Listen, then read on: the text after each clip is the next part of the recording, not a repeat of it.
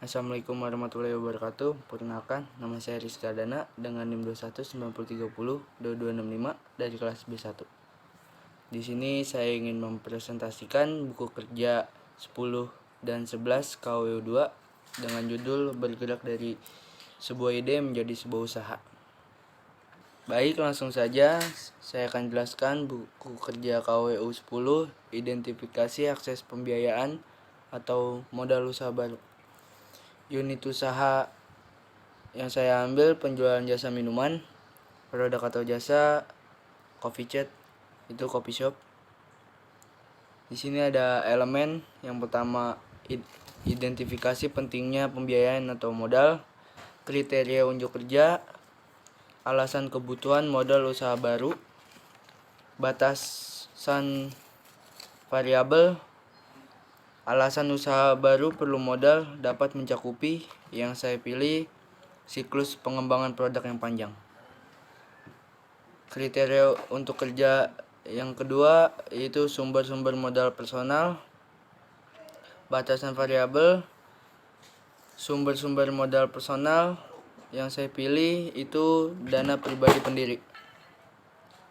Dan yang ketiga, kriteria untuk kerja itu potensi peningkatan pendanaan. Batasan variabel, potensi peningkatan pendanaan yang saya pilih itu ada dua. Yang pertama personal funds, dana pribadi, dan yang kedua creative source, sumber-sumber kreatif. Lalu elemen yang kedua, identifikasi sumber-sumber pembiayaan ekuitas, kriteria unjuk kerja, business angel, batasan variabel yang saya pilih satu, mereka menginvestasikan uang mereka sendiri ke dalam proyek, biasanya lebih sedikit daripada yang diinvestasikan oleh pemodal. Lalu yang kedua ada kriteria unjuk kerjanya, jenis venture capital, batasan variabel itu yang saya pilih berdasarkan cara penghimpunan, tulis satu berdasarkan kepemilikan. Selanjutnya kriteria untuk unjuk kerja itu ada initial public offering, batasan variabelnya IPO dapat memberikan manfaat, yang saya pilih mengatasi kendala pinjaman. Elemen yang ketiga itu ada identifikasi pembiayaan pinjaman, kriteria unjuk kerjanya ada bank komersial, batasan variabelnya bank komersial mempunyai karakteristik, yang saya pilih itu satu, secara historis bank umum belum dipandang sebagai sumber pendanaan praktis untuk perusahaan. Lalu selanjutnya kriteria untuk kerja itu ada SBA guaranteed loan.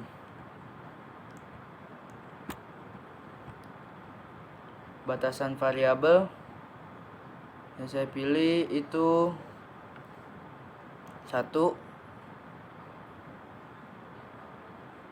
hampir semua usaha kecil memenuhi syarat untuk mengajukan pinjaman tanpa jaminan SBA. Yang kedua, pinjaman jaminan SBA dapat digunakan untuk hampir semua tujuan bisnis yang sah. Yang ketiga itu ada sumber pinjaman lain. Sumber-sumber pinjaman lain dapat mencakupi teman dan kerja. Yang keempat ada identifikasi sumber-sumber kreatif pembiayaan modal. Itu ada leasing atau sewa. Leasing atau sewa yang saya pilih satu, leasing hampir selalu lebih mahal daripada membayar uang tunai untuk barang. Jadi kebanyakan pengusaha menganggap leasing sebagai alternatif untuk ekuitas atau pembiayaan hutang. Yang kedua ada SBIR, Small Business Innovation Research, dan STTR, Small Business Technology Transfer. Programs diidentifikasi itu saya pilih dua. Yang pertama, program ini memberikan hibah tunai kepada pengusaha yang mengerjakan proyek di area tertentu. Yang kedua, program SBIR adalah program hibah kompetitif untuk usaha kecil di tahap awal dan proyek pembangunan. Baik, lanjut saja ke buku kerja yang 11, yaitu identifikasi dan evaluasi peluang pemasaran. Unit usaha penjualan jasa minuman, produk jasa coffee chat atau coffee shop. Langkah-langkah identifikasi peluang pemasaran yang pertama, kriteria kinerja 1.1, informasi tentang kebutuhan pasar dan jenis pemasaran. Hasil rekaman yang saya pilih itu ada yang pertama, informasi pasar komparatif. Apakah kita mampu memproduksi barang dan jasa lebih banyak dengan biaya yang lebih murah daripada negara lain. Yang kedua ada tren dan perkembangan pasar.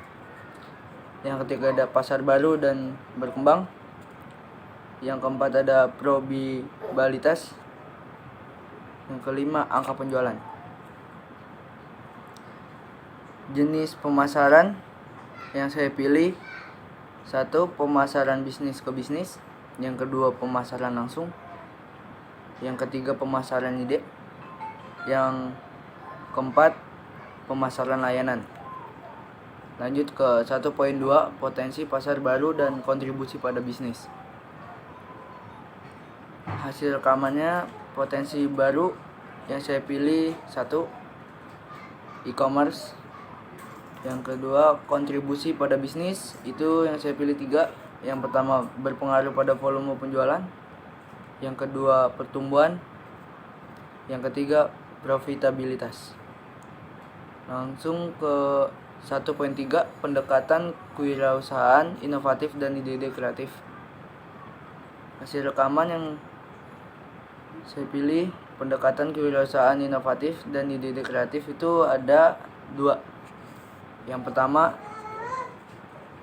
fungsional approach atau penjualan, pembelian, pengangkutan, penyimpanan, pembelanjaan,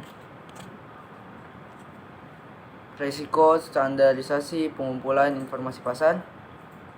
Yang kedua ada managerial approach, itu meningkatkan pengelolaan usaha.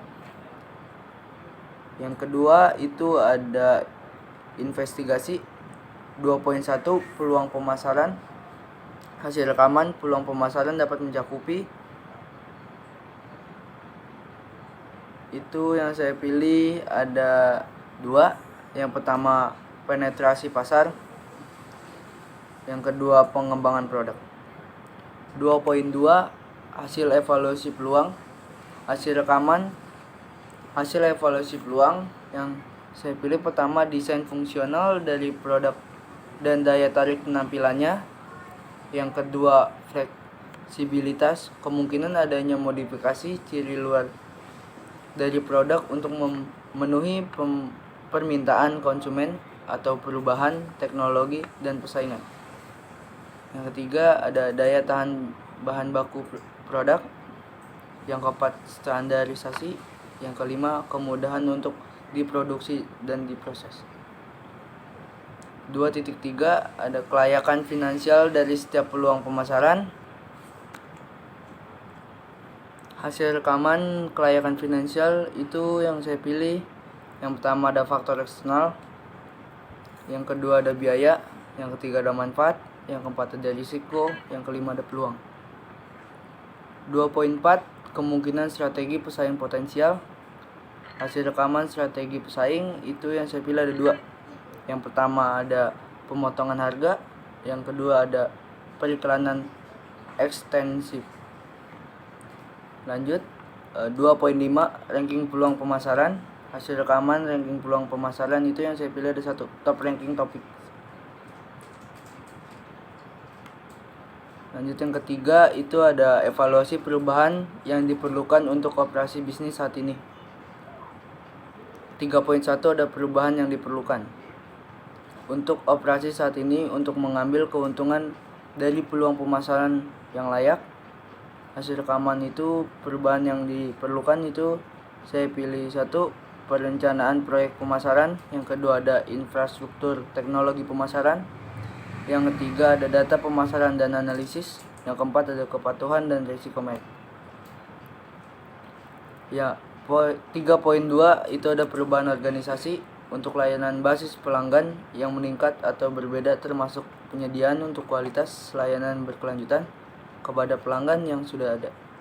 Itu hasil rekaman yang saya pilih. Perubahan organisasi itu ada 1, struktur fungsional organisasi.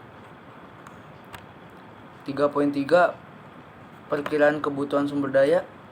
Hasil rekaman perkiraan kebutuhan sumber daya yang saya pilih ada 1, staf tambahan, yang kedua peralatan, yang ketiga biaya produksi, yang keempat biaya promosi, kelima penelitian dan pembagian, dan yang keenam pelatihan staf. 3.4 itu ada komunikasi kelayakan, membuat perubahan pada operasi saat ini kepada pemangku kepentingan utama.